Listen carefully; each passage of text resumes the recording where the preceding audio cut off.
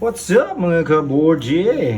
Okay, meron naman tayo ngayong i-content mga kaborji, no? Itong ating i-unbox ay mudguard para sa ating Cherry Tigo 5X Pro. Okay, so nabili lang natin to dyan sa Lazada, sa Shopee.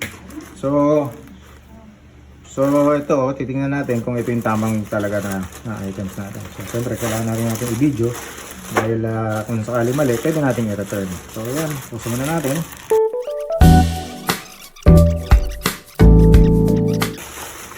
Ayan, okay. So dalawa siya mga kaboji.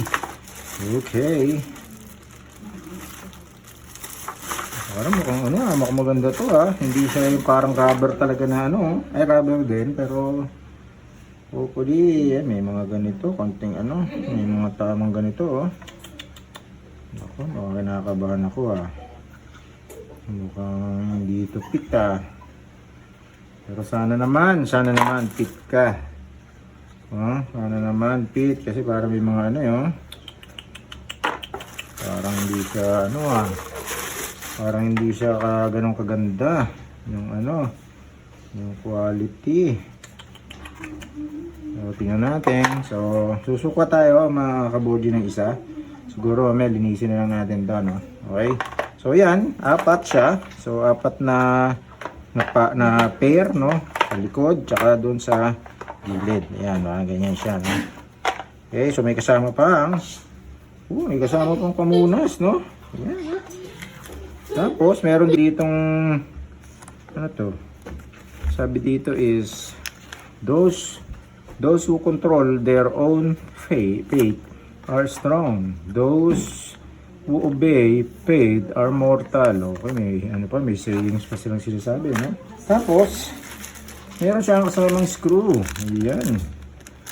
Okay mga boji. So, ito na siya, Ayan. Ayan kasama yung screw. So, gagamitin natin. Parang screw niya hindi siya yung ang screw niya is plastic mga kaboji. So siguro para safety na rin, para hindi kalawangin. Okay, tapos may kasama siyang torque, parang torque screw. Tapos meron din So yan, kakabit natin ito mga kaboji. So sasama ko kayo tapos meron pang reflectorize, para sa kung gusto mo ilagay siguro sa gilid. Hindi ko alam kung saan sa ilalagay, pero sige, kabitan natin. So ilang kayo mga kaboji. So hopefully okay naman siya. Medyo may mga konting excess lang na pangalan to yung pagkahulma. So kakatingnan natin para hindi naman halatang pangit. Mura lang kasi to. Nasa 886 kasama ng shipping. So pero sana naman wala siyang Yung okay naman kahit ganito quality na to, basta wala lang siyang gap, para mas malinis or mas maganda ang fit nito. Okay? So yun lang mga boardies, so tayo magbabalik. Papakita ko sa inyo kung paano mag-install. See you later. Okay mga ka-boardies, so yan, nakikita nyo na So linisan natin. Okay, so kabitan natin. So alisin natin tong screw. So tingin ko ito ay para dito. Tapos meron pa ritong isa So ito yung para din Ayan. So mukhang okay siya, maganda fit niya mga kaboji. So ito, kabitan natin. So ito, gamitin natin itong yung pang screw. Ayan. So tanggalin natin itong mga dapat alisin.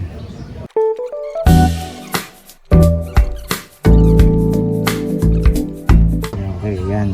So screw na mismo to, mga kaboji. So, kasi ang kasama niyang screw dito is wala, parang normal na screw lang din. May kasama rin pala siyang ito. May kasama din siyang screw. Ito. Ito. Yan, may kasama din siyang screw na yan. So, pero siyempre gagamitin natin yung original na, yung bago na. Okay? So yan, tanggalin natin to parehas, both. Nakakangalay pala, dapat may upuan tayo. Yan, kung tayo na upuan mga kaboji, gamitin natin yung ating tools.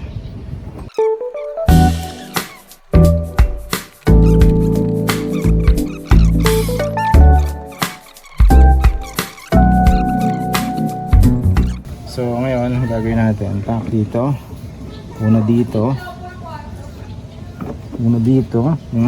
So fit lang naman siya. Pero siguro bago natin gawin mga kaborji, tanggalin natin yung mga excess na excess na part yan, katulad nito may mga excess part.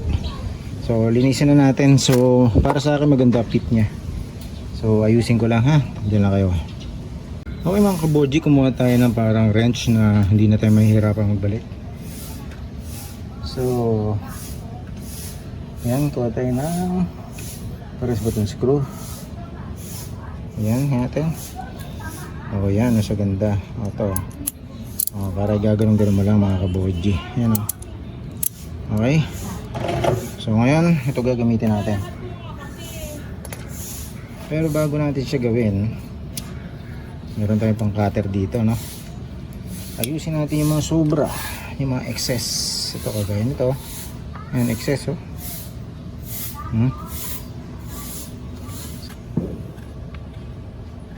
Nasa ilalim naman siya, so hindi naman masyadong visible sa mga perfectionists na kagaya ko. Siguro huwag na natin unahin. So sarado na natin. Ganyan na natin. Kabit na natin. Okay, so dito first kabit na natin din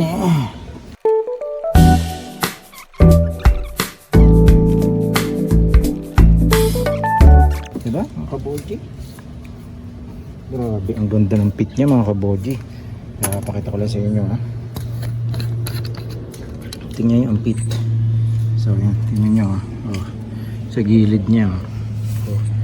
Di sa ilalim. Yeah boy. Oh, yan oh. Ito, hanggang dito lang kasi yan. So, ang ganda ng pit niya mga kaborji. Maayos. Ayos, so i-screw ko na tong last part.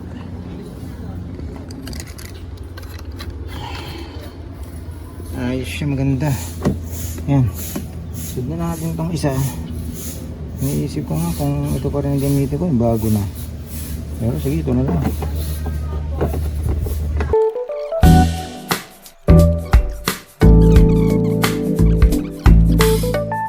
Kung gusto nyo para yung pantay na pantay, pwede nyo ulitin. Tanggalin natin ha. Pasok natin ng konti, push natin.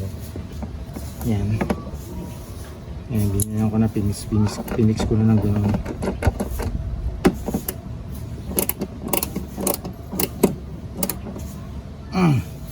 Yan okay. Yan mga kaborji, ganda. Ganda ng fitting. Bukan natin ito, adjust natin.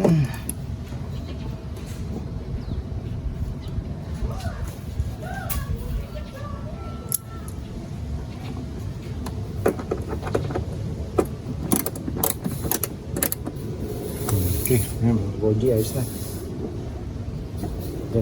Ganda ng fitting niya. Forma. Okay na mga kabods. Ayan. Okay na. Yeah boy. Yan. Okay. Aray ko.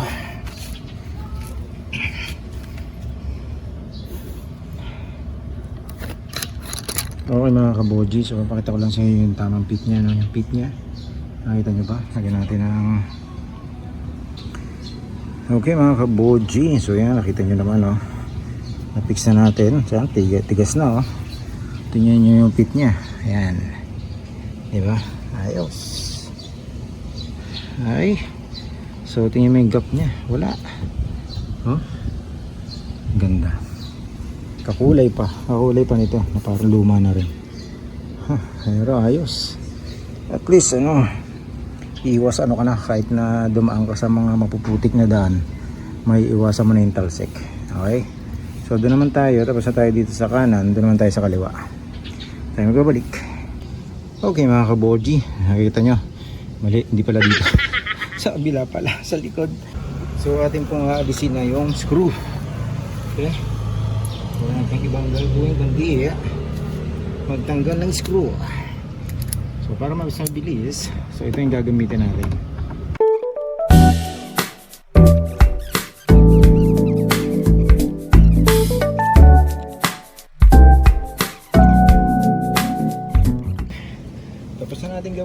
So ilalagay na natin yung ikakabit natin. Okay yan. Ganda ng pit mga kaboji. I like it. I like it. I like it. So yan. Pinabit ko na tong isa. Okay.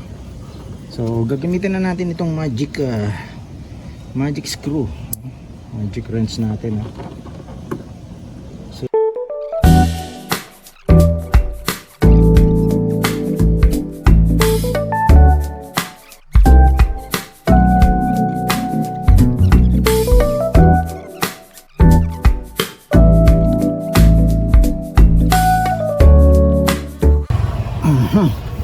mga kaboji, ayos na. Tingnan yung pit nyo, ang galing oh. Ganda mga kaboji, tibay oh. Ganda, ayos. Yeah boy. So tingnan pa natin maigi kung i-fix na natin maigi. Okay. So yan, okay na mga kaboji. Ganda. Pakita ko lang ulit sa inyo ha.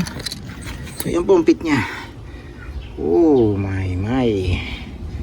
Napakaganda. Tingnan nyo. Oh my. Napakagaling. Ayos. Okay, so tapos na tayo dyan sa kabilaan, left and right. Doon naman tayo sa bandang unahan. Tayo magbabalik.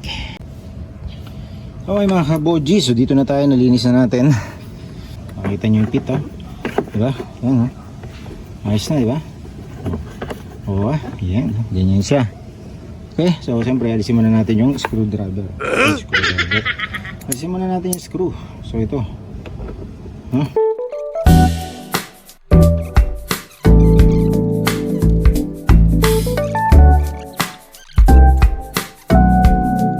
Okay, pero okay na siguro to. Isang ano lang. Hindi na to, kahit isang screw lang dito, wala na dito sa dulo. So yan, unahin muna natin itong nag-iisa.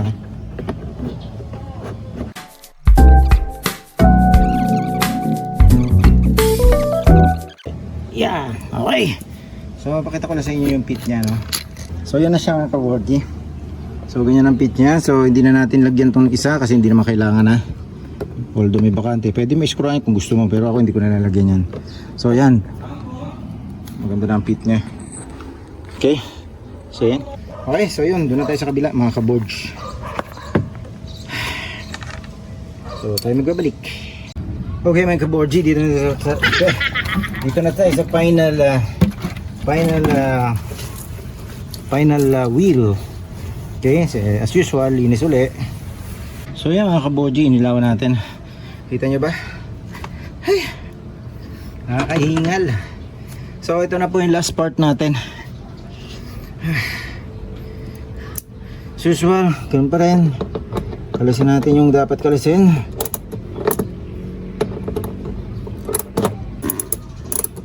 Pass forward ko na lang ha, para hindi ka mainip.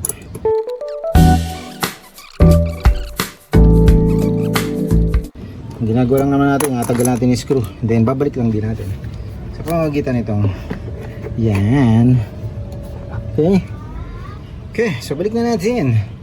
So ito na yung final mga kaborge. Yan. Okay, so sisikipan na natin, same thing, same screw. Okay, siyempre balik na rin para naman sa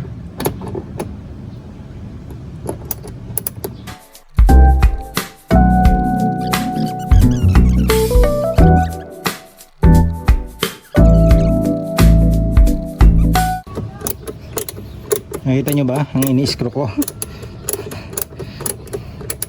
Teka, lapit ko ng konti ha para makita nyo. Ito yung mga kaborge yan na.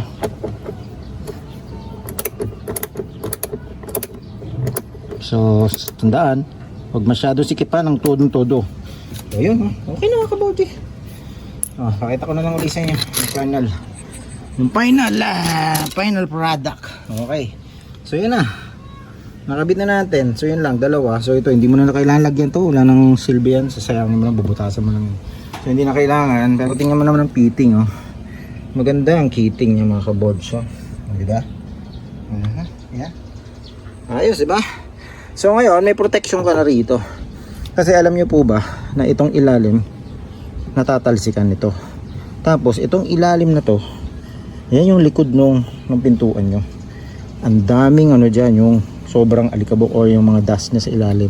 So kung di nyo yan lagi malilinisan, hindi nyo lalagyan ito, papasok at papasok doon. Ngayon, dati kasi pumapasok yun sa loob. So ang hirap, lilinisin mo every time na magpakarabos ka or ano. Kasi pag inayaan nyo, kakalawangin yung ilalim. So yun mga kaborgi, so tapos na tayo. Okay. So yan na po ang kanyang natapos. Ang tawag dito, kinalabasan, no? Diba? Ganda. Okay, forma, diba? Oo. Yan. Tingnan natin sa likod, sa kabila. Yan, oh. Diba mo? Ayos, diba? Oh, yan. Para dito sa dulo. Okay, so ganun din. Yan. Diba? Okay, so yun lang mga ka-boardgy. So siguro dito na magtatapos tong ating content para sa pag-install ng mudguard para sa Cherry Tiggo 5X Pro. Okay, yan po ang ating DIY installation, no? Kasi kung mag-uutos ka pa, malamang baka minimum ba rito abutin ka ng 500, no? Sa iba dyan baka iba dyan 1,000 pa. Kaya ito, tayo na lang gumawa kasi meron naman tayong oras, no? Salamat, dumating siyang araw na to. Okay, ito nga palang binili ko is nasa halagang 886 kasama na shipping. Ang shipping usually is 40 pesos or 38. So nasa 700 something lang siya dapat eh. Hindi, 800 sa 800 plus pa rin. So yun, sa Shopee, pangalan nito, ilalagay ko na lang yung description below kung anong link siya, kung saan ko siya binili. Okay, so yun lang mga kaboji. So sana naman may natutunan kayo kung paano magkabit ng mudguard. Alam ko sa lahat, siguro konti na lang hindi nakakaalam. So maybe all of us na marunong sa kotse or nagkakakotse, kaya na ikabit to. Napakadali lang. Dali lang naman. Papawisan ka lang talaga. So kailangan na yun ng magandang mga tools na kagaya nitong aking gamit ngayon. Para hindi ka mahirapan kasi kung yung mga tools nyo yun na regular lang na screw, mahirapan kayo kasi hindi kakasa dito. So kailangan nyo po ng ganitong type na screw, no? Ayan, no? Na wrench, no? Ganito. Ayan, umiikot-ikot. Kasi pag hindi, at screw lang, nako. Kunyari, isang screw lang na ganun, mahirap. Okay? So yun na mga kaborgi. So sana wag po kayo makakalimot na mag-subscribe sa aking channel, paki-like and share, paki-click na rin po yung bell button para ma-notify kayo every time na meron tayong ginagawang ganitong mga videos. Okay, mga kaborgi, before nga pala tayo magpaalam, shoutout ko lang po ang ating mga tropa dyan at ang aking group na Cherry Tiggo 5X Pro South Cavite. So sa iba dyan, join lang kayo. Ilalagay ko na rin po yung page natin dyan sa baba. At marami rin po dyan mga Cherry Tiggo na groups. Mag-join din kayo. Kaso nga lang, siyempre sa iba kasi pag nag-join ka, grabe, puro agent po nang sa loob nun. Puro bentahan, puro ganon. So wala nang ano, yung ibig sabihin dapat ang grupo is hingian ng mga assistant or mga nagiging issue sa kanilang mga sasakyan at nakakapagbigay ng mga sariling advice or mga na-experience sila or paano nila sinusolve ganyan itong ginagawa natin. So yun lang, at shoutout sa Honda City 29 to 2013 ating other page din. Shoutout sa inyo. Sa mga gusto mag-join, join lang kayo at follow nyo lang po yung rules natin, no? Yun lang, no? So hanggang dito na lang at shoutout na lang din sa mga tropa dyan. So kung hindi ko man kayo mabanggit, kay Jonathan Lucero o DJ Eitan, ipa-plus ko na lang yung sa screen yung kanyang channel, no?